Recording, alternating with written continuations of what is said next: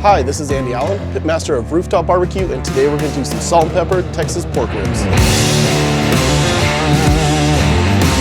First, we're going to trim up these St. Louis ribs a little bit, just clean them up. Got a little piece hanging at the end here, so I'm just going to cut that piece off right there. We can use that for beans, so we'll save that for later. Other than that, this is a pretty nice rack of ribs. What I am going to do, most people remove the membrane here, but for these, I want to make sure we get them extra tender. And if I go too far, they're going to dry out a little bit. If I keep them attached, I can take them a little farther without having the meat fall right off the bone. What we are going to do is just a little crosshatch. That's going to allow a little bit more smoke to enter the meat. To make this rub stick a little bit better, we're just going to hit it with a little bit of spritz there and hit it with our salt and pepper mix. You don't want to go too heavy with this because ribs are a little thin there. It's not as much meat as a brisket. We are going to make a wrap sauce for these that we'll put in with the foil, and that's going to give us that really nice mahogany color. We're going to cook these on an upper rack, 275 for 2 hours. We'll spritz after the first hour, and then we're going to wrap it. We added a pan of water underneath the ribs. That's going to create a little bit more humidity in the grill.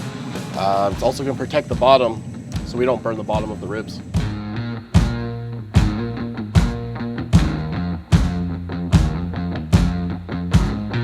These are just about ready to be wrapped, but I'm just going to hit them with a little bit of our sauce here.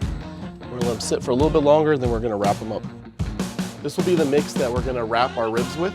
We have half a cup of melted butter, quarter cup of apple cider vinegar, and about 1 cup of the GMG Pitmaster sauce.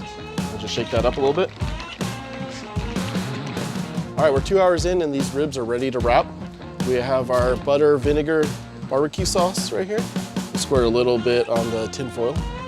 That color on this. We're going to go meat side down here. Hit the back a little bit more. Want to make sure you wrap them really tightly. You don't get too much steam built up in there. And we'll put them meat side down this time for about another hour or until they're tender. All right, let's check these ribs one more time. All right, these are looking really good. No resistance. The fat's nice and melted. These are ready to go. Let's take them out and let them cool off a little bit before we slice them. All right, here's our ribs. They're ready to slice. Look at all that juice. Actually flip them out on the counter here. Look at that. That's how it's done. Beautiful red mahogany, nice smoke flavor, some salt and pepper. And those are some Texas style pork ribs right there.